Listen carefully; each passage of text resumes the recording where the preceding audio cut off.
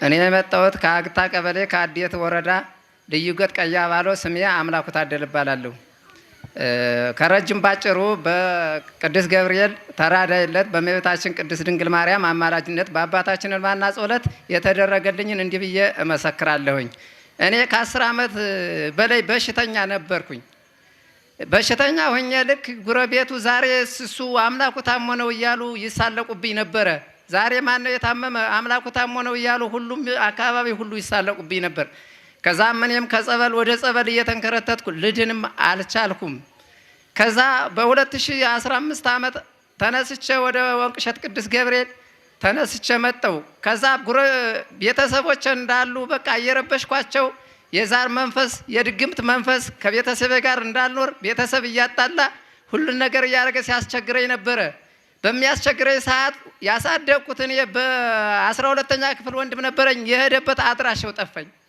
ልክ እኔን እንዲህ እያደረገኝ እንዴት እኔ ከሱ ጋር እቀመጣለሁ ብሎ የሄደበት አድራሻው ጠፋኝ። እኔ መጥቼ በ2015 በማዚያ ጾም መጥቼ ከዚህ ስገባ እኔ ከዚህ በየጸበሉ ሲጮህ የነበረው መንፈስ ልክ የት እንደደረሰ አላውቁም።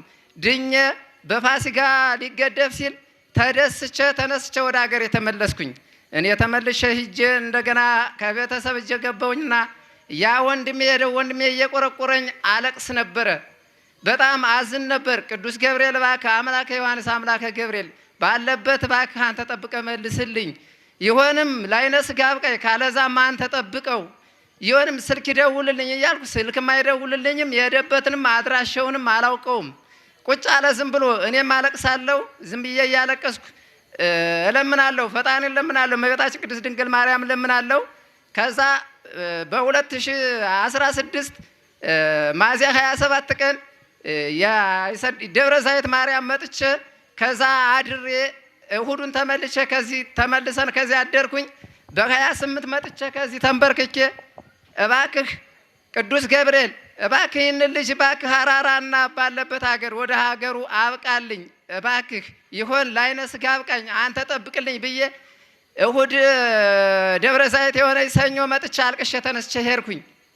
ሰኞ የሄድኩኝ ሮብ ደውሎ እየመጣው ነው ደስ ይበልህ አለኝ። እልል ብላችሁ ፈጣሪን አመስግኑልኝ። ደውሎ ሮብ እንደነገረኝ አርብ ቀጥታ ከቤቱ ቀጥታ ሰተት ብሎ ምንም ሳይሆን በቅዱስ ገብርኤል በአባታችን እንባና ጸሎት ቀጥታ ዘንግ መስሎ መጥቶ ከቤት የገባልኝ። እልል ብላችሁ አሁን አመስግኑልኝ።